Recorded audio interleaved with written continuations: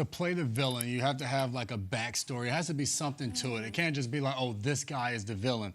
And for that reason, I'm going with Kadarius Toney. He already has a name, Young Joker. He could be the villain of Super Bowl 57. A guy that came over to Kansas City after being a first-round draft pick by the New York Giants, has gone through some injuries early on in his journey, on his path to try to reach a good guy level. He's still on his way there, but in between, he is trying to ruin the Philadelphia Eagles. And this guy, I know he's been banged up, but Andy Reid said he was a full participant yesterday, and the day before said he was running around like crazy. We all know the level of talent that Kadarius Toney has and what he's capable of when he is out there on the football field.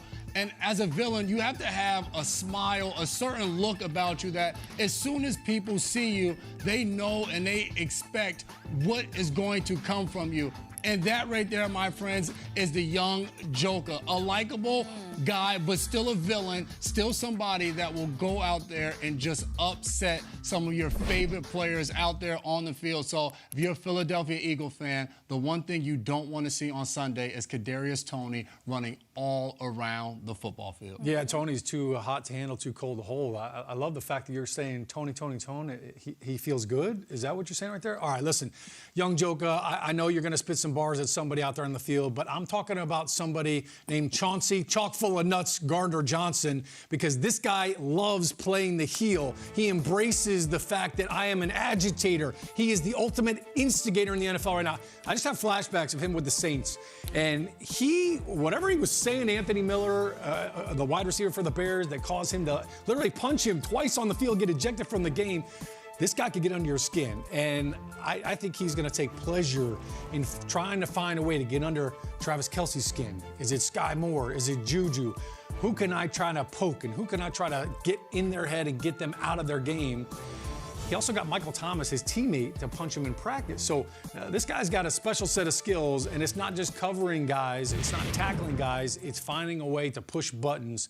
CJ, Gardner, Johnson, no doubt about it, he's going to be needling every single one of those Chiefs players. I appreciate both of you kind of laying out your definition of the villain, because I think it helps encapsulate all why we pick our guy. And I had a guy, and I'm going to change my direction now. After hearing from Mike Giardi this morning, Andy Reid, you little son of a gun. You got Michael Vick to come talk to the Kansas City Chiefs. I don't care if you coach the man when that man is a Philadelphia Eagle, and you got him to come address the team at Super Bowl 57. What are you doing, Andy Reid? You think he wants to get on people's skin? He's going to do it with a smile on his face and his favorite cheeseburger in his hand, with his glasses on and his likable personality. No, he could easily play the villain. I think at this point, the Eagles are still favored to win.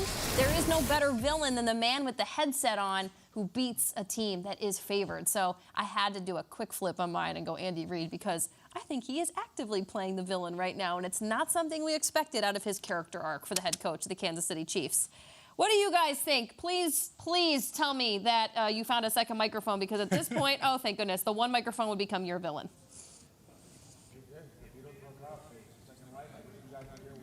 Uh-oh.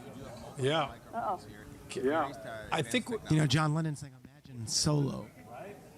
The Beatles, so sometimes you gotta Peter, break we apart. can hear yours. Kyle, we can't hear you. There we go. Peter, you're going to have to give Kyle your microphone in front of Kyle blew his mic out. Is that the mic you used last night for Angry Runs?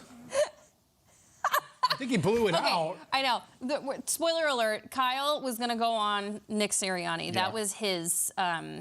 That was his villain, and What do we think his story was going to be behind Nick Sirianni being the villain? Was it? What do you think Kyle was going to call for the mean mugging video again? Mean mugging video. Most likely. Andy Reid firing him when he got to Kansas City. That's the backstory. And now Sirianni, after going through that, he became this terrible villain, and now he has his chance at revenge. Okay, and then you know and love Isaiah Pacheco. That was going to be Peter's villain. Why do you think Peter was going to pick Pop as his villain? Because that's very uncharacteristic. I think just the way that he runs.